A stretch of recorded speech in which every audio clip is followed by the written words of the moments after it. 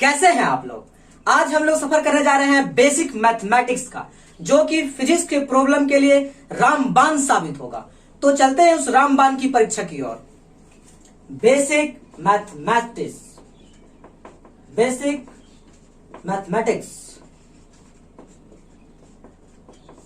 उनमें सबसे पहला बात कर रहा हूं मैं वेक्टर की, वेक्टर अलजेब्रा की।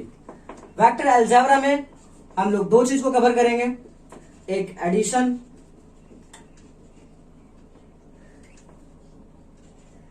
एडिशन ऑफ वेक्टर एंड दूसरा multiplication of vector. Addition of vector में हम लोग बात करेंगे triangle law of vector,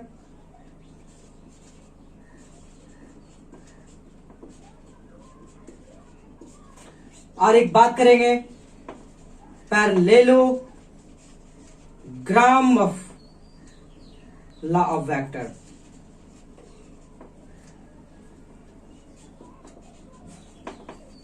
and तीसरा पॉलीगॉन लॉ ऑफ वेक्टर।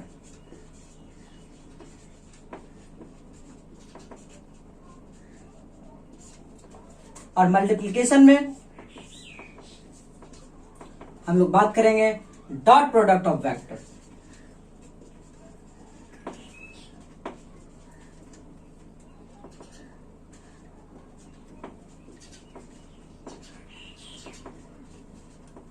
कि जिसे स्केलर प्रोडक्ट ऑफ वेक्टर भी कहा जाता है।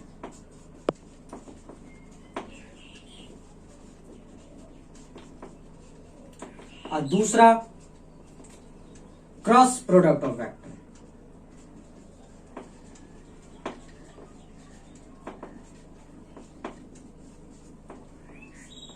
इसे दूसरा नाम वेक्टर प्रोडक्ट ऑफ वेक्टर के नाम जाना जाता है।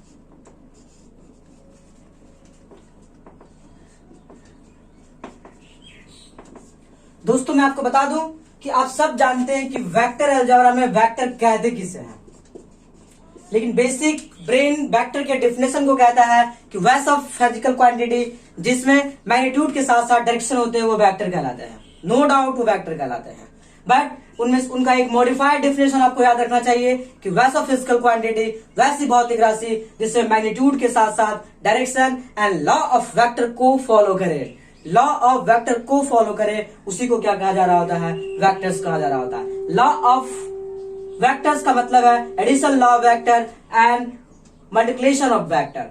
में एडिशन लॉ ऑफ वेक्टर के तहत मैंने आपको बताया कि तीन लॉ कंसिडर करे जा रहे होते हैं, ट्रायंगल लॉ ऑफ वेक्टर, दूसरा parallelogram law of vector and तीसरा पॉलीगॉन लॉ ऑफ वेक्टर। और आपको मैं बता दूं कि मल्टीप्लिकेशन में एक डॉट प्रोडक्ट ऑफ वेक्टर होते हैं जिसको कि स्केलर प्रोडक्ट ऑफ वेक्टर कहा जा रहा होता है, और एक क्रॉस प्रोडक्ट ऑफ वेक्टर कहते हैं जिसको कि वेक्टर प्रोडक्ट ऑफ वेक्टर कहा जा रहा होता है। तो हम लोग बात करते हैं एक एक करके कि ट्रायंगल लॉ ऑफ वेक्टर क्या है and parallelogram law of vector क्या है and finally polygon law of vector क्या है। तो सबसे पहले चल के चलते हैं हम आपको ट्रायंगल लॉ ऑफ वेक्टर की तरफ।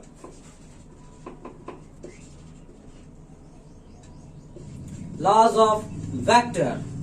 ट्रायंगल लॉ ऑफ वेक्टर में दोस्तों दो वेक्टर होते हैं, एक वेक्टर ए और एक vector B.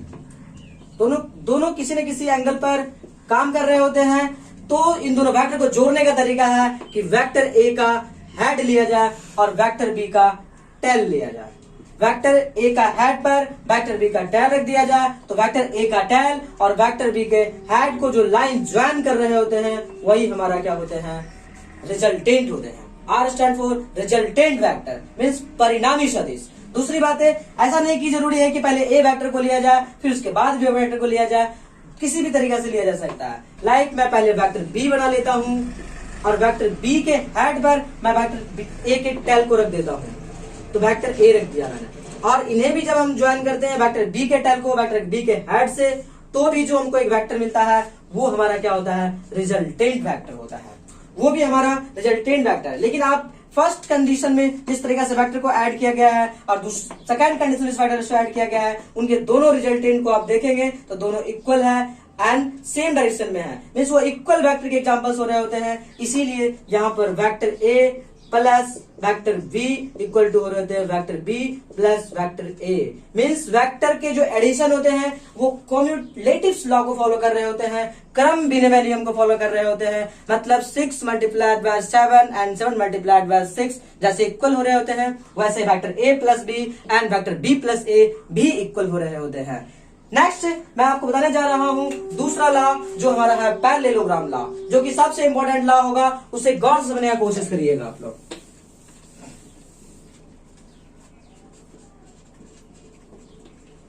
Parallelogram law of vector, parallelogram law of vector. Parallelogram law of vector में दोस्तों सपोज हमारे पास एक वेक्टर ए है एंड किसी एंगल पर हमारे पास एक वेक्टर बी है। इन दोनों को यदि पैरेललोग्राम लॉ ऑफ वेक्टर से ऐड करना हो तो इसमें वेक्टर के टेल से टेल मिलाना होता है, मीन्स पूछ से पूछ मिलाना होता है। पूछ से पूछ मिला, यदि आप पूछ से पूछ मिलाते हैं वेक्टर का, means vector A and vector B के पूछ में पूछ मिलाते हैं, तो इन दोनों के बीच एक थीटा एंगल फाइंड हो रहा होता है, तो इसका रिजल्टेंट दोस्तों बीच में लाई कर रहा होता है। तो यही हमारे लिए एक रिजल्टेंट्स हो रहे होते हैं, और इस रिजल्टेंट्स के फॉर्मूला को जब हम लोग फाइंड आउट करते हैं, क्योंकि हम न्यूमेरिकल के सफर को तय करने जा रहे हैं और ये आपके 11th का टॉपिक है दोस्तों, इसीलिए हम लोग यहाँ पे केवल उनके फाइनल रिजल्ट की बातें करेंगे, जिसका इस्तेमाल हम लोग कूलॉम की दुनिया में करेंगे, जो आपको कूलॉम के हर एक सवाल को यूं बनाने में आपको मदद करेगा। इसीलिए हम लोग बात करते हैं आर का रिजल्टेंट वेक्टर, वो होते हैं वेक्टर ए का स्क्वायर प्लस वेक्टर बी का square plus 2ab cos theta cos theta. मैं आपकी बातें कर रहा हूं कि ये फॉर्मूला आप लोगों को याद रखने में बहुत ही आसान कर देता हूं कि आप सभी को तो याद ही होगा a प्लस बी का whole square, a plus B का होल स्क्वायर, वही लूसा एक फॉर्मूला जो बचपन जब अलजेब्रा की दुनिया में आप कदम रखते हैं उसी समय जो है आपको पढ़ाए जा रहे होते हैं a प्लस बी के होल स्क्वायर। बस उसमें cos थीटा से क्या करना है, 2ab में मल्टीप्लाई कर देना है, जिससे कि आपका ये फॉर्मूला हमेशा याद हो जाएंगे।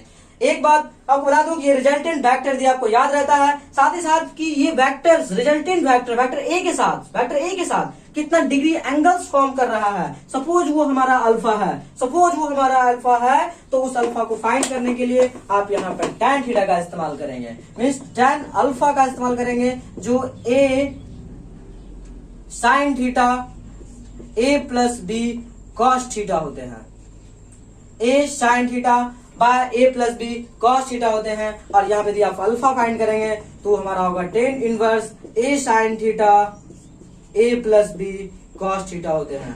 दोस्तों आपको लग रहा होगा कि ये रिजल्ट क्या याद रखना होगा। यदि आप ये रिजल्ट याद रखते हैं तो 12 में इलेक्ट्रोस्टैटिक्स के हर एक प्रॉब्लम में आपका जोरदार स्वागत होगा, और साथ ही साथ आपके वो सारे समस्याएं आप केवल मौखिक बना पाएंगे। इसीलिए मैं आपसे गुजारिश करता हूं कि आप कम से कम नेक्स्ट लेक्चर को सुनने से पहले आपके लिए बेसिक मैथमेटिक्स का वेक्टर का ये रिजल्ट आपको याद होना इंपॉर्टेंट है। लेकिन इतना ही नहीं दोस्तों, इसके अलावा भी कुछ फंडामेंटल्स रिजल्ट है जो इस फॉर्मूला पर बेस होते हैं, वो मैं आपको डिलीवर करने जा रहा हूं, उसे भी आपको याद रखना होगा। यदि आपको याद रखते हैं तो आपको बहुत ही आसान तरीका से सारे के सारे इलेक्ट्रोस्टैटिक्स के कूलॉम फोर्स पर बेस्ड हर एक समस्या का समाधान हो जाएगा। जैसे मैं आपको बताता हूं, जैसे आपको मैंने यहाँ पे रिजल्टेंट वेक्टर मैंने कह दिया कि वो क्या था, वेक्टर ए का स्क्वायर प्लस वेक्टर बी का स्क्वायर 2ab cos थीटा। लेकिन फोर्स थीटा में दोस्तों जब आप एफ नेट का यूज कर रहे होंगे तो आपको यहाँ पे लगाना होगा कि F1 का स्क्वायर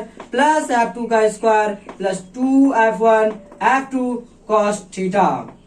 आपको मैं बता दूं कि थीटा वेक्टर 1 और वेक्टर बी के बीच काम करना है। जैसे सपोज ये वेक्टर ए है और ये क्या है, वेक्टर बी है, तो इसका रिजल्टेंट दोस्तों इनके बीच में काम कर रहा होता है। यदि इन दोनों बराबर है तो, यदि बी बड़ा है तो बी की तरफ आर शिफ्टेड होगा, यदि ए का वैल्यू ज्यादा है तो ए की तरफ शिफ्टेड होगा। उसी तरह से कोई दो फोर्सेस है, force F1 and force F2, तो इनका भी रिजल्टेंट इन दोनों के बीच में ही लाई कर रहा होगा। आपको लग रहा होगा कि क्या ये सच में बीच में लाई कर रहा होगा, तो मैं आपको एक प्रैक्टिकल इलस्ट्रेशन की ओर लेके चलता हूं कि एक रिवर है दोस्तों, अपना गंगा माँ जो बह रही है, वो गंगा नदी की मैं बातें कर रहा हूं कि गंगा नदी हमारा वेलोसिटी ऑफ गंगा माँ इस डायरेक्शन में है और उसमें जो नाविक है वो नाव से यहां पहुंचना चाहता है, लेकिन क्या आपको दोस्तों मीन्स वेलोसिटी ऑफ नाविक यदि v ऑफ n है और गंगा का वेलोसिटी v ऑफ z है, तो आपको लगता है कि क्या कभी ये यहां पहुंच पाएगा? नहीं पहुंच पाएगा। क्यों? क्योंकि वो स्टीम का स्पीड उसको आगे लेके चला जाएगा, यहां पर वो देखे जाएंगे, वो बोट्स उसके यहां पे नजर आएंगे। इसका मतलब रिजल्ट कहां आ रहा है दोस्तों? तो इस पोजीशन पे आ रहा है। इसीलिए vector A and vector B जब किसी खास एंगल पर काम कर रहे होते हैं तो उनका रिजल्टेंट बीच में होते हैं। लेकिन मैं आपको बता दूं कि रिवर यदि ज्यादा स्पीड होगा वेलोसिटी ऑफ नाविक से, तो वो रिवर ये वेक्टर इधर रिवर की तरफ शिफ्टेड होगा, और यदि वेलोसिटी ऑफ नाविक ज्यादा होगा रिवर की वेलोसिटी से, तो ये रिजल्टेंट v ऑफ n की तरफ शिफ्टेड होगा। इसलिए हमारे दोस्तों मैं आपको बता दूं कि ये रिजल्ट आपके लिए बहुत ही इंपॉर्टेंट है, और साथ ही साथ कुछ कंक्लूजन फॉर सेम डायरेक्शन। जब दो वेक्टर एक ही डायरेक्शन में काम कर रहे होंगे, like vector f1 and vector f2, तो इनका रिजल्ट मेरे दोस्तों f नेट जो होगा वो f1 प्लस f2 हो जाएगा, f1 प्लस f2 हो जाएगा। आप बोलेंगे कि f1 प्लस f2 कैसे हो जाएगा? तो आप सेम डायरेक्शन में जब दो वेक्टर काम कर रहे होते हैं तो उन दोनों के बीच जो एंगल फॉर्म हो रहा होता है वो दोस्तों 0 डिग्री का हो रहा होता है। जब 0 डिग्री का वैल्यू रखेंगे तो cos 0 का वैल्यू हमारा 1 हो जाएगा, और 1 को मल्टीप्लाई करेंगे तो यहाँ पे 2f1 इंटू f2 होगा, जो आपके जाने अनजाने फॉर्मूला की तरह दिखाई पड़ रहा होगा, जो f1 का स्क्वायर f2 का square 2f1 into f2 means a plus b के होल स्क्वायर पर बैठ रहा होगा। इसीलिए वो फॉर्मूला, और वो रूट में है इसलिए स्क्वायर, इसलिए रूट से बाहर आ जाएंगे, इसलिए वो दोनों के यहाँ डायरेक्टली सम हो जाएंगे। दूसरी बात है, मैं आपको बात करता हूं फॉर अपोजिट वेक्टर्स के लिए, फॉर अपोजिट डायरेक्शन, अपोजिट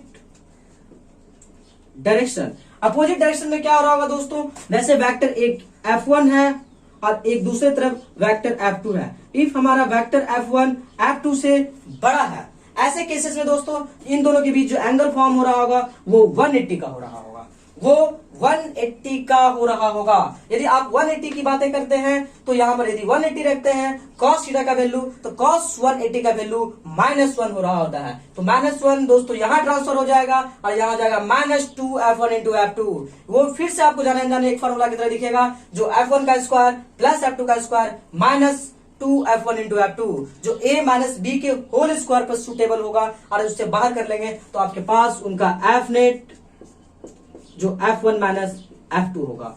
तो ये दोनों रिजल्ट दोस्तों जब सेम डायरेक्शन में वेक्टर होगा तो आपको ऐड कर देना है, और जब अपोजिट डायरेक्शन में वेक्टर होगा तो आपको सब्सट्रैक्ट कर देना है बड़े वाले वेक्टर्स में। तीसरा रिजल्ट में आपके पास, तीसरा जो रिजल्ट मैं आपको कंक्लूजन में देना चाहता हूं, यदि दो वेक्टर्स के बीच यदि एंगल्स बन रहा है 90 डिग्रीज, जैसे f1 और f2 के बीच यदि थीटा 90 डिग्री फॉर्म हो रहा है, तो ऐसे कंडीशन में जो है नेट कितना होगा? ऐसे कंडीशन में नेट दोस्तों आपके लिए बस वही फॉर्मूला है सामने कि आप देख सकते हैं, यदि 90 डिग्री होगा तो cos 90 का वैल्यू गोल हो जाता है। गोल कहने का मतलब शून्य हो जाता है, और यदि आपका शून्य वैल्यू हो जाएगा तो ये पूरा ही शून्य हो जाएगा। तो बचेगा कितना? f1 का स्क्वायर प्लस f2 का स्क्वायर। इसलिए दोस्तों रूट में इसका वैल्यू हो जाएगा f1 का स्क्वायर प्लस f2 का स्क्वायर। लेकिन दोस्तों इससे जो इंपॉर्टेंट रिजल्ट जो सबसे ज्यादा यूज हो रहा होगा कि इफ f1 f2 यदि बराबर है मीन्स f2 के बराबर है, तो क्या आपका f नेट लाई कर रहा होगा?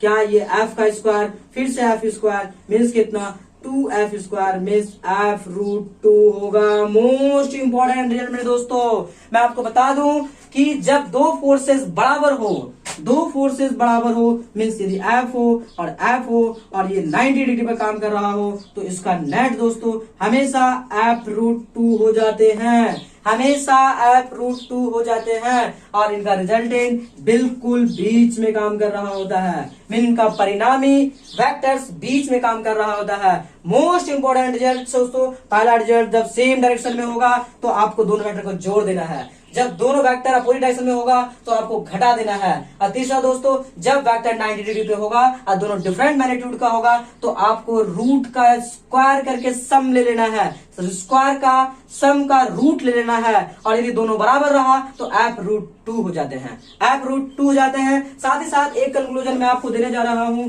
जो आपको काफी मदद करने वाला है। दोस्तों आप गौर से देखिएगा वो रिजल्ट को। चौथा रिजल्ट जो आपके सामने है, वो है कि जब दो वेक्टर आपके 60 डिग्री पे काम कर रहे होंगे, जब दो vectors means F1 and F2 जब आपके 60 डिग्री पे काम कर रहे होंगे, क्योंकि ये रिजल्ट्स भी बहुत इंपॉर्टेंट है, ये रिजल्ट्स भी बहुत इंपॉर्टेंट है। और आपको जरा सोच के देखिए, जब 60 डिग्री पे होगा तो एफ नेट का फॉर्मूला आपको क्या बताया गया है, रूट अंडर F1 के स्क्वायर प्लस F2 का स्क्वायर और F3 का सॉरी 2F1 इंटू F2। इस केस में मैं 60 डिग्री के लिए दोनों फोर्स को बराबर ले लेता हूं, तो ऐसे कंडीशन में क्या cos 60 सब्स्टिट्यूट होगा, बिल्कुल होगा मेरे दोस्तों। तो क्या ये F स्क्वायर और ये F स्क्वायर 2F स्क्वायर और cos 60 का वैल्यू 1/2, तो 2 छम्मा हो जाएगा। तो यहाँ पर क्या हो जाएगा, F का स्क्वायर प्लस F2 का स्क्वायर और फाइनली यहाँ पर F स्क्वायर होगा, मीन्स रूट 3F स्क्वायर होगा।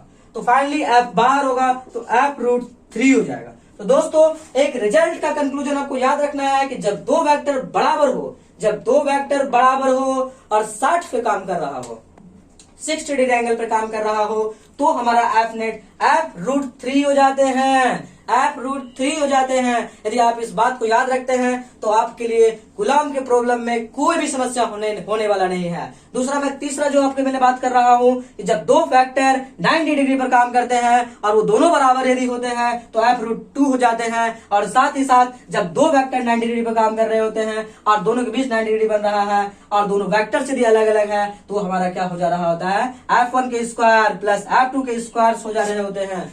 F1 के स्क्वायर इस केस में F1 के स्क्वायर प्लस F2 के स्क्वायर हो जा रहे होते हैं। ओ सॉरी मिस्टेक हो गया, यहाँ पे 2F स्क्वायर इसलिए बाहर आ गया था सर, स्पेशली क्योंकि मैंने यहाँ पे केस लिया था कि दोनों फोर्स क्या है, बराबर है। नेक्स्ट मैं आपको एक कंक्लूजन देने जा रहा हूँ। पहला कंक्लूजन रिवाइज कर देता हूँ सर, जब आपके दोनों वेक्टर सेम डायरेक्शन में होगा दोनों को ऐड कर देना है, जब आप वही डायरेक्शन में होगा और उसको सब्ट्रैक्ट कर देंगे, जब 90 डिग्री पे होगा दोनों का रूट का स्क्वायर का सम का रूट ले लेना है, और यदि 90 डिग्री पे है और दोनों बराबर है तो F रूट 2 हो जाएगा, और साथ ही साथ जब वो 60 डिग्री पे होगा तो F रूट 3 हो जाएगा। नेक्स्ट एक कंक्लूजन आपको बहुत ही इंपॉर्टेंट आपको काम आने वाला है, जो कि पांचवा कंक्लूजन है इस वेक्टर का, कि जब दो वेक्टर्स 120 पे काम कर रहे होते हैं, 120 पे काम कर रहे होते हैं दोस्तों, F1 और F2 मीन्स दोनों बराबर केसेस में लेता हूं, यदि वो F1 और F2 120 पे काम कर रहे होते हैं और दोनों बराबर होते हैं, तो F नेट का वैल्यू क्या हो जाएगा, आप सब जानते हैं दोस्तों, मैं इसी फॉर्मूला पे सेट कर रहा हूं। तो क्या होगा वो F का स्क्वायर क्या 2F स्क्वायर, और आप जानते हैं cos 120 का वैल्यू, cos 120 का वैल्यू दोस्तों cos 90 प्लस 30, cos 90 प्लस 30 आप इसे लिखेंगे तो ये हमारा होगा sin 30। लेकिन वो साइन किसका होगा, वो कोऑर्डिनेट्स किसका होगा, साइन का होगा, इसलिए नेगेटिव sin 30, इसलिए माइनस हाफ दोस्तों, यहाँ पे कैंसिल हो जाएगा, इसलिए क्या होगा, यहाँ पे F स्क्वायर इसका प्लस में होगा, बस ये दोनों भी कैंसिल हो जाएंगे, बचेंगे क्या, F स्क्वायर मीन्स F हो जाएंगे दोस्तों। तो मैं आपके लिए 6 रिजल्ट इस वेक्टर में आपको देने जा रहा हूं। पहला रिजल्ट दोस्तों, यदि आप सेम डायरेक्शन में है तो आप जोड़ देंगे, यदि आप वही डायरेक्शन में है तो आप उसे घटा देंगे, यदि 90 डिग्री पे है और यदि बराबर है तो रूट 2 टाइम करेंगे, और यदि वो आपके 60 डिग्री पे है और दोनों बराबर है तो आप रूट 3 टाइम्स करेंगे, और यदि आपका वो वेक्टर्स बराबर है और 120 पे काम कर रहा है तो वो आपके लिए ओनली एंड ओनली F के बराबर हो जाएंगे। यदि आप इतना कंक्लूजन याद रखते हैं तो वेक्टर के सम को सॉल्व करने में आपको बहुत बहुत बहुत मदद कर रहेगा दोस्तों। और मैं आपको बता दूं कि इसके अलावा जो वेक्टर में सबसे इंपॉर्टेंट रूल होते रहे होते हैं वो प्रोडक्ट ऑफ वेक्टर हो रहे होते हैं, मीन्स मल्टीप्लीकेशन ऑफ वेक्टर हो रहे होते हैं। मैं आपको मल्टीप्लीकेशन ऑफ वेक्टर की दुनिया की तरफ लेके चलता हूं, मैं आपको मल्टीप्लीकेशन ऑफ वेक्टर की दुनिया की तरफ लेके चलता हूं, मैं आपको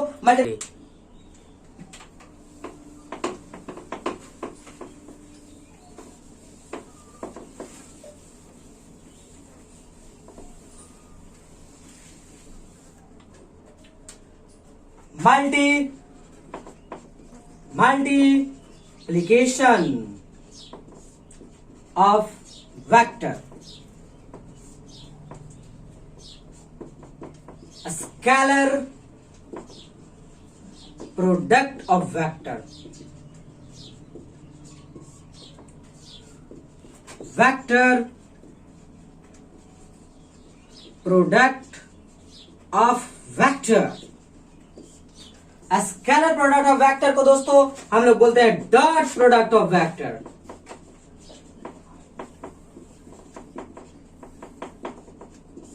और वेक्टर प्रोडक्ट को दोस्तों कहते हैं क्रॉस प्रोडक्ट ऑफ वेक्टर।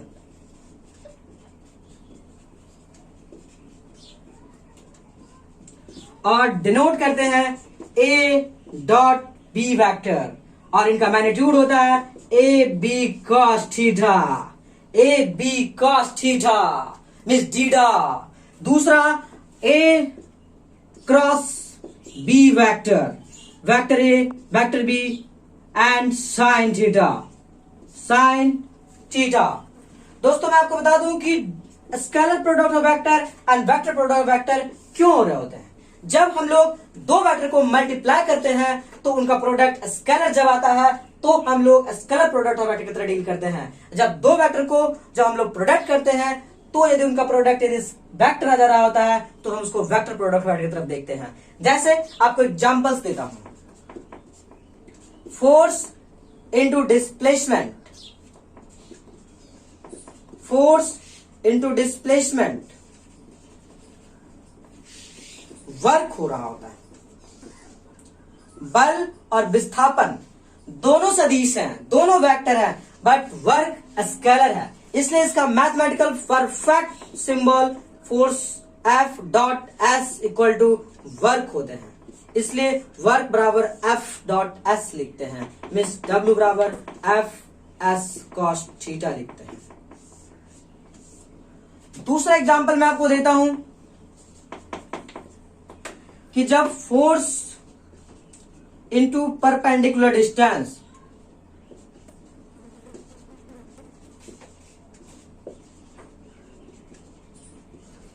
दोस्तों टॉर्क हो रहा होता है, मीन्स एफ आर टॉ हो रहे होते हैं बेसिकली। लेकिन इसके बेसिकली डायरेक्शन के अकॉर्डिंग यदि हम देखते हैं तो आर क्रॉस एफ हो रहे होते हैं जो टॉ को रिप्रेजेंट कर रहे होते हैं, इसीलिए टॉ बराबर लिखे जा रहे होते हैं R cross F sine theta, R F sine theta exactly से लिखा जा रहा होता है R F sine theta. Theta दोस्तों मेरा बहुत ही प्यारा वर्ड है जिसको मैं डीडा कहता हूं, डीडा। और इन दोनों कंसेप्ट से आप वेक्टर के क्रॉस प्रोडक्ट के सारे कंसेप्ट को जो आप सॉल्व कर पाएंगे। तो ये दोनों फॉर्मूला आप लोग हमेशा याद रखेंगे कि डॉट प्रोडक्ट में ए डॉट बी बराबर हो जाते हैं A B cos theta, and cross product में हो जा रहे होते हैं ए बी साइन थीटा हो जा रहे होते हैं, और सिंबल के रूप में ए डॉट बी आ रहे होते हैं जिसको ए बी कॉस थीटा कहते हैं, और ए क्रॉस बी के लिए ए बी साइन थीटा हो रहे होते हैं। बेसिकली ये मॉड्यूल बहुत थोड़ा लंबा हो जाएगा, इसीलिए जो है हम लोग इसको बहुत ही कम टाइम में रख रहे हैं। और नेक्स्ट वीडियो में मैं आपको वेक्टर की जादू सिखाने जा रहा हूं। इस सारे फॉर्मूले की ट्रिक से आप कैसे जो है कूलॉम के लॉ को ऑरली सॉल्व कर पाएंगे, वो मॉड्यूल बस इस जस्ट लेक्चर के बाद समाप्त होने वाला है आपके लिए।